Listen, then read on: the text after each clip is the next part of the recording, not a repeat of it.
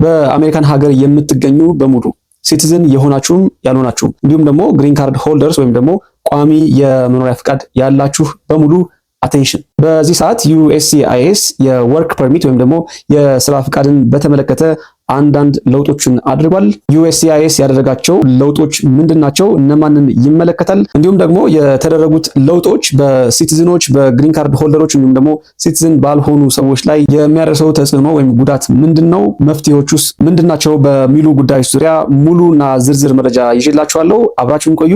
ታዲያ ይህ መረጃ ለብዙዎቹ ሊጠቅም ስለሚችል ላይክ እያደረጋችሁ የቻላችሁ ደግሞ ሼር በማድረግ ተባበሩ። አዲስ ሆናችሁ ይህንን ቪዲዮ የምትከታተሉ ሰብስክራይብ በማድረግ የሳም ዩቲዩብ ቻናል ቤተሰብ እንዲሆኑ ግብዣይ ነው። ቀጥታ ወደ መረጃው ሄዳለሁ። ታዲያ ወደ ዋናው መረጃ ከመግባቴ በፊት ከዚህ ቀደም EAD ወይም ደግሞ የኢምፕሎይመንት አውቶራይዜሽን ዶክመንት እድሳት በምን መንገድ ይደረግ ነበረ፣ ከ2022 በፊት ምን ይመስል ነበር የሚለውን ለመመልከት እንሞክር። ታዲያ ቀደም ብሎ የነበረው ወይም ደግሞ ከ2022 በፊት የነበረው ፕሮሰስ ምንድነው? ዶክመንታችን ኤክስፓየር ከማድረጉ ከ90 እስከ 180 ባሉት ቀናቶች ውስጥ አፕላይ እናደርጋለን ወይም ደግሞ ፋይል እናደርጋለን።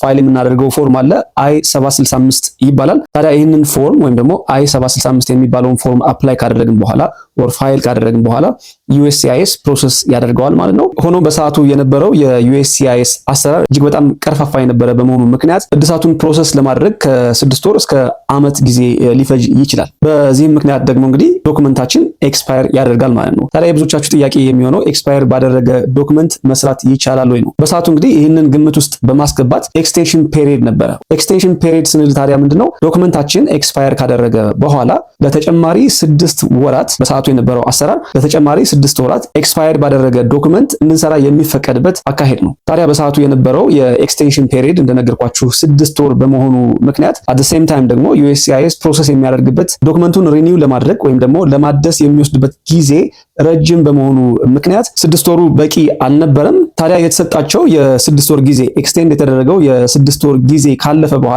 ስቲል የታደሰው ዶክመንት እጃቸው ካልገባ እነኚህ ሰዎች ስራ መስራት አይችሉም ማለት ነው። ይህ ደግሞ በጣም ከፍተኛ የሆነ ሜስ ይፈጥር ነበረ። በሰዓቱ ዶክመንታችንን ማግኘት ካልቻለንና የኤክስቴንሽን ፔሪድ ወይም ደግሞ 6 ወሩ ካለቀ እጃችን ላይ የሚገኘው ወይም ደግሞ ኦልድ የሆነው የስራ ፈቃድ ህጋዊ ሆነን እንድንሰራ አያስችለንም። በዚህ ምክንያት እንግዲህ ብዙዎቹ ስራ መስራት ሳይችሉ ቤታቸው ሊቀመጡ ችለዋል። ተርሚኔት የተደረጉ ወይም ደግሞ የተባረሩ ሰራተኞችም አሉ። at the same time ደግሞ ድራይቪንግ ላይሰንስ ማሳደስም የማይቻልበት ሁኔታ ነበረ። እንግዲህ DMV ዲፓርትመንት ኦፍ ሞተር ቬሂክልስ ድራይቪንግ ላይሰንሳችሁን ለማደስ EAD ወይም ደግሞ ኢምፕሎይመንት አውቶራይዜሽን ዶክመንት ይጠይቃችኋል። በተለይ ደግሞ በአሜሪካን ሀገር ህጋዊ ሆናችሁ ለመኖራችሁ የምታሳዩት ብቸኛ አማራጭና ማስረጃ የያዛችሁት የስራ ፈቃድ ወይም ደግሞ EAD ከሆነ ማለት ነው። እንደነገርኳችሁ በUSCIS በሚወስደው ረጅም ጊዜ የፕሮሰሲንግ ታይሙ በጣም ሎንገር በመሆኑ ምክንያት እና at the same time ደግሞ ኤክስቴንሽን ፔሪዱ በጣም አጭር በመሆኑ ምክንያት ያ ማለት 6 ወር በመሆኑ ምክንያት ብዙዎቹ ለእንግልት ተዳርገዋል፣ ከስራ ተባረዋል። ምናልባት ግን መልካም ሰዎች ከገጠሟችሁ የስራ ፈቃዳችሁ ታድሶ እጃችሁ እስኪገባ ድረስ ቤታችሁ አንፔድ ናችሁ ወይም ደግሞ ደሞዝ ሳይከፈላችሁ እንድትቀመጡ ያደርጓችኋል። ያ ማለት ምንድነው? የስራ ፈቃዳችሁ እጃችሁ ሲገባ የስራ ቦታችሁ ሪዘርቭድ ሆኖ ይጠብቃችኋል ማለት ነው። ነገር ግን ባልታደሰ የስራ ፈቃድ ወይም ደግሞ EAD መስራት ስለማይቻል በሰዓቱ በርካቶች ስራቸውን ያጡ ነበረ፣ ለከፍተኛ እንግልት ይዳረጉ ነበረ። ታዲያ እንግዲህ ይህንን ግምት ውስጥ በማስገባት ከ2022 በኋላ ለውጦች ተደረጉ። የተደረጉት ለውጦች እንግዲህ ሜይንሊ ፎከስ ያደረጉት የኤክስቴንሽን ፔሪዱ ወይም ደግሞ የአውቶማቲክ ኤክስቴንሽን ፔሪዱን ማራዘም ነበረ። ታዲያ ቀደም ብዬ የነገርኳችሁ የኤክስቴንሽን ፔሪድ 6 ወር ብቻ ነበረ። ያም ደግሞ በቂ እንዳልሆነ ስለታመነበት በተደረገው ማሻሻያ የኤክስቴንሽን ፔሪዱ ከ6 ወር ወደ 18 ወራት እንዲያድግ ተደረገ። ያ ደግሞ ለበርካቶች ሪሊፍ ሆኖ ነበር። ታዲያ ይህ የአውቶማቲክ ኤክስቴንሽን ፔሪድ ጥቅሙ ምንድነው? ስራ ላይ ሆናችሁ የስራ ፈቃዳችሁ ወይም ደግሞ EADው ኤክስፓየር ከማድረጉ በፊት አፕላይ ታደርጋላችሁ ወር ፋይል ታደርጋላችሁ። ታዲያ በመሃል የስራ ፈቃዳችሁ ኤክስፓየር ቢያደርግ USCIS ተጨማሪ ሪሲት ይሰጣችኋል። ያቺ ሪሲት ምንድነች ታዲያ? ኦልድ ዶክመንታችሁን ይዛችሁ ከዚች ሪሲት ጋር አታች በማድረግ ለተከታታይ 540 ቀናት ወይም ደግሞ ለ18 ወራት ያለምንም ስጋት በስራ ገበታችሁ እንድትገኙ ታደርጋለች ማለት ነው። እንደ ወርክ አውቶራይዜሽን ትጠቅማለች። ስለዚህ ቀደም ብዬ የነገርኳችሁ ችግሮች አይኖሩም ማለት ነው። ይህቺ ከUSCIS የምታገኟት ሪሲት የምታመለክተው ምንድነው? ኦልሬዲ ፋይል አድርጋችኋል። ለUSCIS የስራ ፈቃዳችሁን ለማሳደስ ኦልሬዲ ፋይል አድርጋችኋል። ጉዳያችሁ በሂደት ላይ እንደሆነ ፔንዲንግ ላይ እንደሆነ ታመለክታለች ማለት ነው። ስለዚህ የስራ ቦታችሁ ላይ የሚገጥማችሁ ምንም አይነት እክል አይኖርም። at the same time ደግሞ ቀደም ብዬ የነገርኳችሁ የድራይቪንግ ላይሰንስ ጉዳይ DMV በመሄድ በቀጥታ ቀደም ብዬ ነገርኳችሁን ኦልድ የሆነውን ዶክመንታችሁን ከሪሲቷ ጋር አታች በማድረግ በቀላሉ ሪኒው ማድረግ ትችላላችሁ ማለት ነው። በጣም ደስ የሚለው ነገር ምንድነው እንግዲህ ከ2022 ጀምሮ ይህ ለውጥ ሲደረግ በተጨማሪ ኦንላይን ፋይሊንግም ተጀምሮ ነበረ። በቀላሉ ቤታችሁ ሆናችሁ ኦንላይን ፋይል ማድረግ የምትችሉበት እድል አለ። ያ ደግሞ አጠቃላይ ፕሮሰሱን ፈጣንና ቀላል ያደርገዋል። በዚህ ሰዓት የተደረገው ለውጥ ምንድን ነው? ቀደም ብዬ እንደነገርኳችሁ እንግዲህ በ2022 የተደረገው ለውጥ የብዙዎቹን ችግር የፈታ ነበረ። ምናልባትም እንግዲህ በስራ ቦታ ላይ የሚደርሰውን እንግልትና ችግር ፈጽሞ እንዲቀረፍ ያደረገና ብዙዎች የወደዱት ሲስተም ነበረ።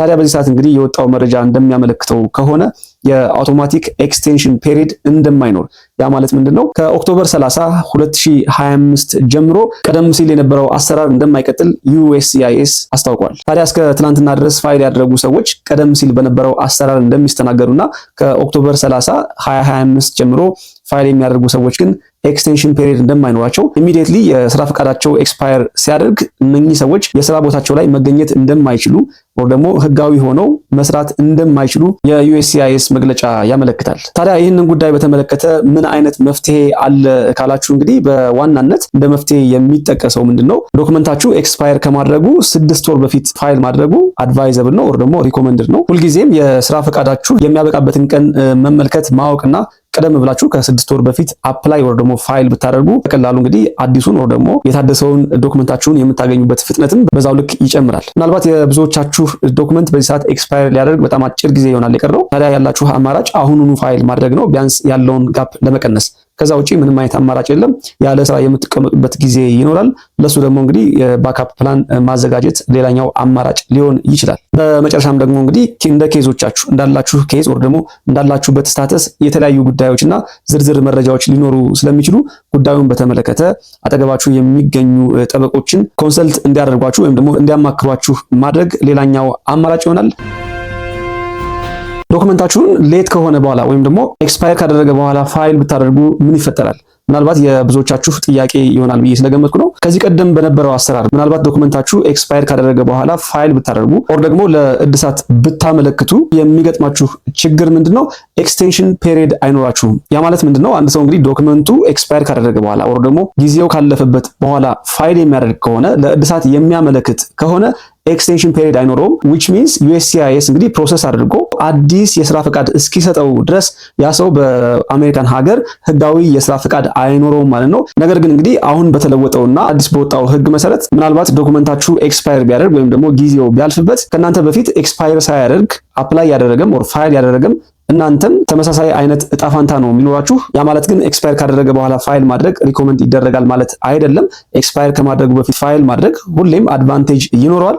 ነገር ግን ቀደም ብዬ እንደነገርኳችሁ ለሁለቱም አይነት ግለሰቦች ወይ ደግሞ ለሁለቱም አይነት ሰዎች የኤክስቴንሽን ፔሪድ አይኖርም። ቀደም ብሎ ኤክስፓየር ሳያደርግ ፋይል ላደረገ ሰው የሚሰጥ የተለየ ቤኔፊት ወይም ደግሞ አድቫንቴጅ አይኖርም ማለት ነው። ታዲያ ይህን ጉዳይ በተመለከተ እንግዲህ አንዳንድ ማሻሻያዎች ሊደረጉበት እንደሚችሉ አንዳንድ ሩመሮች አሉ።